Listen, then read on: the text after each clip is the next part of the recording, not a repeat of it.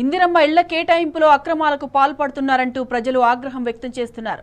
అనర్హులకు ఇళ్లు కేటాయిస్తుండడంపై అధికారులను నిలదీస్తున్నారు.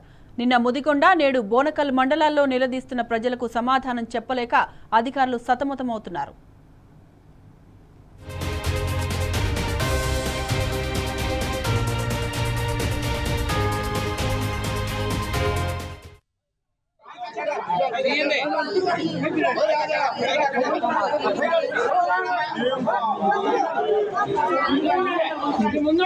చేస్తున్నారు కాంగ్రెస్ ప్రభుత్వం అండి వైఖరి. కాంగ్రెస్ ప్రభుత్వం అండి వైఖరి. అర్హులైన పేదలందరికి ఇల్లు, అర్హులైన పేదలందరికి ఇల్లు, అర్హులైన పేదలందరికి ఇల్లు, అర్హులైన పేదలందరికి ఇల్లు. కాంగ్రెస్ ప్రభుత్వం అండి వైఖరి. కాంగ్రెస్ ప్రభుత్వం అండి వైఖరి. కాంగ్రెస్ ప్రభుత్వం అండి వైఖరి. కాంగ్రెస్ ప్రభుత్వం అండి వైఖరి. పేదలందరికి ఇల్లు, పేదలందరికి ఇల్లు, పేదలందరికి ఇల్లు. ఓట్లేసుకొని గెలిపించుకున్నాడు.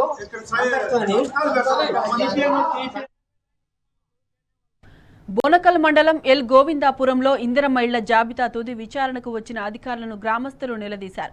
జాబితాలో మొత్తం కాంగ్రెస్ నాయకులు, కార్యకర్తలకే ఇండ్లు ఎలా ఇస్తారంటూ ప్రశ్నించారు.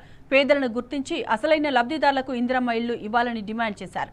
రాజకీయాలకు అతీతంగా లబ్ధిదారుల ఎంపిక జరగాలని, 3-4 ఎకరాలు భూమి ఉన్న వాళ్ల పేర్లు కూడా జాబితాలో ఉన్నాయని అధికారులతో జనం వాగ్వాదానికి దిగారు. కాంగ్రెస్ ప్రభుత్వ తీరు నశించాలంటూ నినాదాలు చేస్తూ అధికారులను అడ్డుకున్నారు.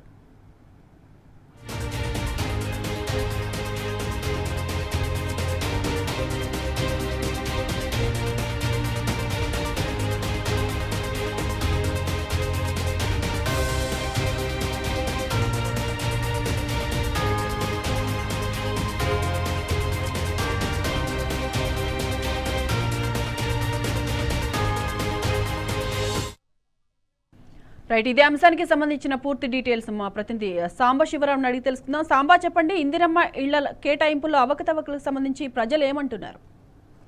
సాయిమాధవి, ఖమ్మం జిల్లా వ్యాప్తంగా కూడా ఇందిరమ్మ ఇళ్ల పేర్లతో ఈ మధ్య కాలంలో చేపట్టేటువంటి సర్వే రసాభాసగా మారుతుంది. మొత్తం జాబితా అంతా కాంగ్రెస్ నాయకులు, కాంగ్రెస్ కార్యకర్తల పేర్లు ఉండటంతో జనం తిరగబడుతున్నారు. ఎక్కడికెక్కడికి అధికారులు నిలదీసి ఈ అనర్హులకు, కాంగ్రెస్ పార్టీ నాయకులకు, కార్యకర్తలకు ఎట్లా ఇండ్లు కేటాయిస్తారంటూ నిలదీసి గొడవ పడుతున్నటువంటి సందర్భాలు అనేకం నమోదవుతున్నాయి. నిన్న బట్టి విక్రమార్క సొంత నియోజకవర్గం, మదిర నియోజకవర్గానికి సంబంధించినటువంటి బోనకల్ మండలం ఎల్ గోవిందపురంలో ఇవాళ అధికారులను గ్రామస్తులు నిలదీశారు.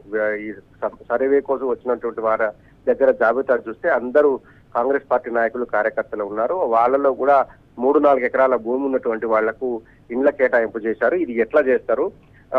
అర్హులైనటువంటి పేదలు ఉన్నారు, వాళ్ళకి ఇస్తే బాగుంటుంది తప్ప ఇందిరమ్మ కమిటీల పేరుతో రాజకీయం చేస్తున్నారు. కాంగ్రెస్ నాయకుల పేర్లను మాత్రమే ఇందులో పొందుపరుస్తున్నారు. వాళ్ళలో కూడా అనర్హులు ఎక్కువ ఉన్నారు అంటూ గోవిందాపురంలో ఉన్నటువంటి జనం అధికారులతో వాగ్వాదాలు దిగారు. కాంగ్రెస్ ప్రభుత్వం మొండి వైఖరి నశించాలి, అనర్హులకు ఇండ్లు కేటాయిస్తున్న విధానాన్ని తప్పుపట్టారు. పేదలకు ఇండ్లు ఇవ్వకపోతే మాత్రం తిరగబడతామంటూ కూడా ఎల్ గోవిందాపురంలో ప్రజలు ఆందోళన చేశారు. నిన్న కూడా ఇలాంటి ఘటనే ముదిగొండ మండలం వనంవారికృష్ణాపురంలో జరిగింది. వనంవారికృష్ణాపురంలో ఏకంగా ఈ జాబితా తీసుకొని వచ్చినటువంటి గ్రామ పంచాయతీ కార్యదర్శిని, ఇతర సిబ్బందిని గ్రామ పంచాయతీ కార్యాలయంలో వేసి తాళాలు వేసి నిర్బంధించినటువంటి సంఘటన నిన్న బట్టి విక్రమార్క నియోజకవర్గంలోనే జరిగింది. ఈ 2 ఇన్సిడెంట్స్ కూడా డిప్యూటీ సీఎం బట్టి విక్రమార్క ఇలాకాలలో జరిగాయి. చాలా చోట్ల కూడా ఇందిరమ్మ కమిటీలు చెప్పినటువంటి వాళ్ళకే ఇస్తున్నారు అనేది ప్రజల ఆరోపణ కనపడుతుంది. ఈ ఆరోపణలు కూడా ప్రజలు చాలా స్పష్టంగా ఒక అంశాన్ని క్రోడీకరిస్తున్నారు. అనర్హులు ఎక్కువ ఉన్నారు, కాంగ్రెస్ పార్టీలో ఉన్నటువంటి పేదలు ఉంటే పర్వాలేదు కానీ అనర్హులు ఉన్నారు అనేది వాళ్ళ ప్రధాన ఆరోపణ. గత వారం రోజుల క్రితం ఇదే బోనకల్లో ఒక కాంగ్రెస్ పార్టీ నాయకుడు మీద పెట్రోల్ పోసుకుని ఆత్మహత్య యత్నం చేసినటువంటి ప్రయత్నం చేశాడు. వైసీ ఎంపీపీగా పనిచేసినటువంటి రమేష్ అనే వ్యక్తి కూడా తను మీద పెట్రోల్ పోసుకునేటువంటి ప్రయత్నం చేసి తను కూడా స్పష్టమైనటువంటి ఆరోపణ చేశాడు. నేను పేద వర్గానికి చెందినటువంటి వాడిని, నాకు ఎలాంటి భూమి లేదు, నేను కాంగ్రెస్ పార్టీ కార్యకర్తనే, నాకు ఎందుకు ఇవ్వలేదంటూ కూడా అతను ఆరోపణ చేశాడు. ఇచ్చేటువంటి వాళ్ళు కూడా అనర్హులకే ఇస్తున్నారంటూ ఆరోపణ చేసినటువంటి పరిస్థితి వచ్చింది. ఇవాళ ఇప్పుడు సత్పల్లి నియోజకవర్గంలో కూడా ఇలాంటి ఘటన నమోదైంది. కల్లూరు మండలం చినకోరుకొండ దగ్గర గ్రామస్తులు ధర్నాకు దిగారు. ఈ విచారణకు వచ్చినటువంటి అధికారులతోని వాగ్వాదాన్ని దిగి మీరు అనర్హులకు ఇస్తున్నారు, అర్హులకు ఇవ్వడం లేదు, గ్రామంలో చాలా మంది పేదలు, నిరుపేదలు ఉన్నటువంటి వాళ్ళు ఉన్నారు, వాళ్ళని కాదని కాంగ్రెస్ పార్టీ వాళ్ళకి ఇస్తున్నారు అంటూ కూడా చిన్నకోరికొండ గ్రామంలో నిరసన తెలిపారు. నిన్న ఇల్లందు మండలంలో కూడా ఇలాంటి ఘటన జరిగింది. ఇల్లందు మండలం చెందినటువంటి ఒక దివ్యాంగురాలు ముఖ్యమంత్రి రేవంత్ రెడ్డి తనను మోసం చేశాడంటూ కూడా ఏకంగా ప్రెస్ మీట్ పెట్టి చెప్పింది. స్థానిక ఎమ్మెల్యేకు చెప్పినా పట్టించుకోవట్లేదు. నన్ను హైదరాబాద్ వచ్చి కలవమంటే వెళ్లి కలిసే ప్రయత్నం చేస్తే నాకు అక్కడ కలిసే అవకాశం దొరకలేదని చెప్పారు. మాటలు చెప్పారు. రేవంత్ రెడ్డి వచ్చేది కాంగ్రెస్ ప్రభుత్వమే, రాగానే నీకు ఇల్లు ఇస్తారని చెప్పాడు. నేను దివ్యాంగురాలని, నా కాళ్ళు లేవు అని చెప్పినా కానీ నన్ను అవహేళన చేశారు తప్ప నాకు ఇంద్రమ్మ ఇవ్వలేదంటూ ఇల్లందులో ఒక దివ్యాంగురాలు కూడా ఆరోపణ చేస్తుంది. బయ్యారంలో కూడా మహబూబాబాద్ జిల్లా పరిధిలోకి వెళ్తుంది. ఇది బయ్యారంలో వచ్చినటువంటి కలెక్టర్ ను కలిసినటువంటి గ్రామస్తులు ఇందులో ఇందిరమ్మ ఇళ్ల పేరుతో ఇందిరమ్మ కమిటీలు ఏర్పాటు చేశారు. ఈ ఇందిరమ్మ కమిటీల వల్ల విపరీతమైనటువంటి రాజకీయ జోక్యం పెరుగుతుంది.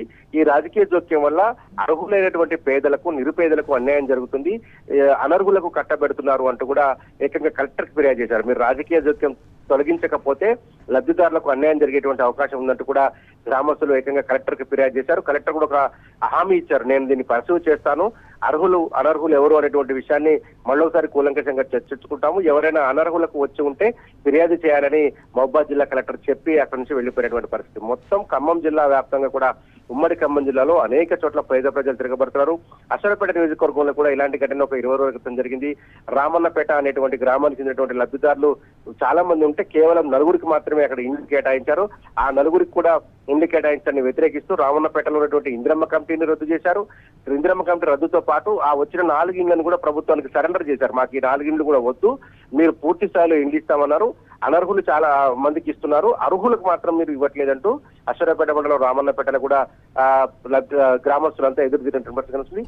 పూర్తి జాబితా వచ్చే వరకు ధర్నా కొనసాగిస్తాం, ప్రభుత్వంతో అవసరమైతే గొడవకైనా దిగుతాం తప్ప అర్హులకు మాత్రమే వచ్చేలాగా ప్రయత్నం చేస్తామని చెప్తున్నారు. ఉమ్మడి ఖమ్మం జిల్లాలో చాలా గ్రామాల్లో ఇదే పరిస్థితి కనిపించింది. జాబితాలో అనర్హుల పేర్లు ఉన్నాయంటూ పేద ప్రజలు ఆందోళన వ్యక్తం చేస్తున్నారు. అధికారులను ఎక్కడికెక్కడికి నిలదీసి ప్రభుత్వం యొక్క నిర్లక్ష్యాన్ని, ప్రభుత్వం యొక్క పక్షపాత విధానాన్ని బయటపెడుతున్నారు. ఇప్పుడు ఎల్గోవిందాపురంలో కూడా వాళ్ళు స్పష్టంగా డిమాండ్ చేస్తున్నారు, ప్రభుత్వానికి వ్యతిరేకంగా నినాదాలు చేయడంతో పాటు అనర్హులను తొలగించకపోతే మట్టుకు పెద్ద ఎత్తున ఆందోళన చేస్తామని చెప్పి హెచ్చరిస్తున్నారు. మరి ప్రభుత్వం ఏం చేస్తుందో చూడాలి. ఇందిరమ్మ ఇండ్ల పేరుతో జరుగుతున్నటువంటి కాంగ్రెస్ ప్రయాసం అంతా ఈ విధంగానే కొనసాగుతుంది. Sai Madhavi. Right Samba, thank you.